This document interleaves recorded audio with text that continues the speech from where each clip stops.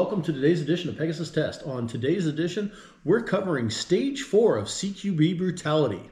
Now this turned out to be our first stage of the day, and what did you have to do in the freezing cold of 30 degrees? Yeah. It was based on a Billy the Kid shootout. So your start box was way forward in the bay, and you had 5 circle targets in front of you, steel, and you had to engage them from the hip. And then once you did that, you had a clear weapon, you ran back, jumped behind a barricade, and then you had to engage 2 very large steel plates at extreme corners of the bay with 5 shots each in PCC. And for the record, Matt and I both shot PCC. And then once you had done that, then any of the 5 circles that you didn't get, you went ahead and then got at that point through a big box in the middle of the barricade. Now, if you got the shots hip shooting, you got a 10-second bonus for each one of those that you got. However, if you had to collect ones you missed when you got back to the barricade, there was no bonus for that. So let's take a look at the runs here, and we're going to talk about them here in a minute. Stand by.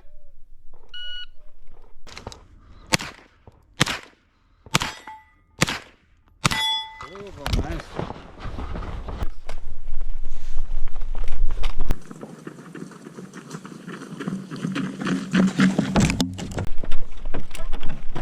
I think we have a problem. Ich habe eine MP5, you give a little slap.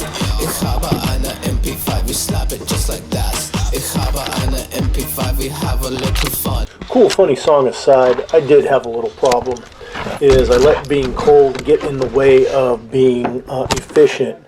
By keeping my jacket on, it covered up my magazines, which made them difficult to get out, which delayed time. The other thing was I tried to be a little slicker than I was.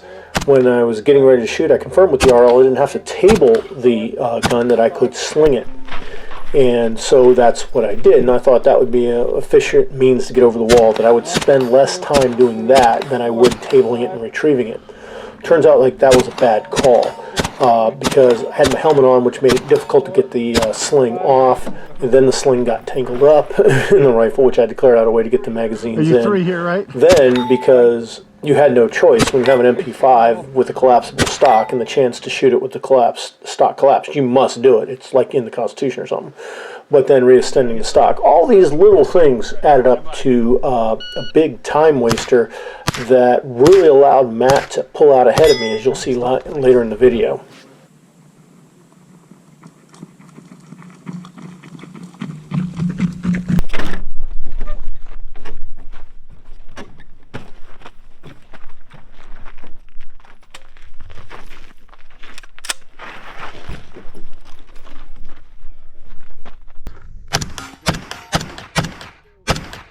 Hi. 5. 5.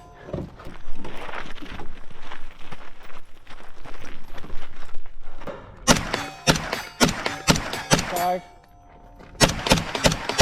5. Right. All but the last one.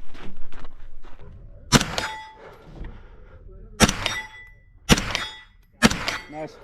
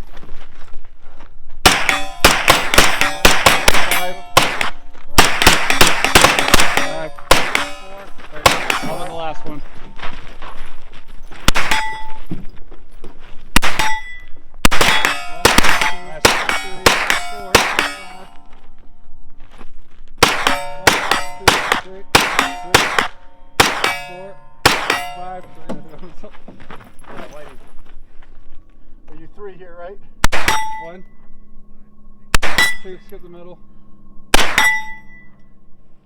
All right. So I'll go first since I shot that stage first. The hip shooting actually went surprisingly well. I thought I would get a great big goose egg for that and managed to pick up 2. So a nice 20 seconds of bonus there.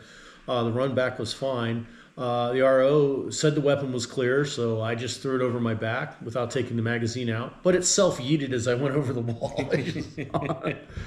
And then by trying to be cool, by shooting the MP5 and having the stock collapse to shoot from the hip, a la any Name Your Action movie, got over, fumbled the reload because I'm used to ARs, locked the bolt open, then got it in the then extended the stock. So after that leisurely pace, then the hits came. And this is where we learned a really important lesson.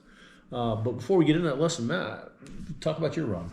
Yeah, so I started off the hip fired. I only got 1 target, the last one. I went and I decided to table my rifle going over.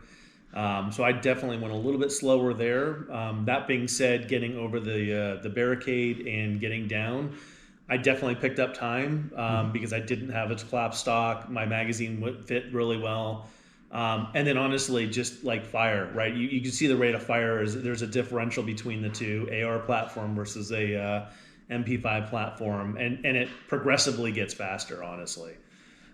Oh yeah, throughout the stage. And one of the things we're going to go over when we do the gear video at the end of the series, we're going to do probably the most in-depth dive on gear we've ever done after a Brutality match, because gear is what made the difference between our scores here in this match. It was, we can trace everything to gear.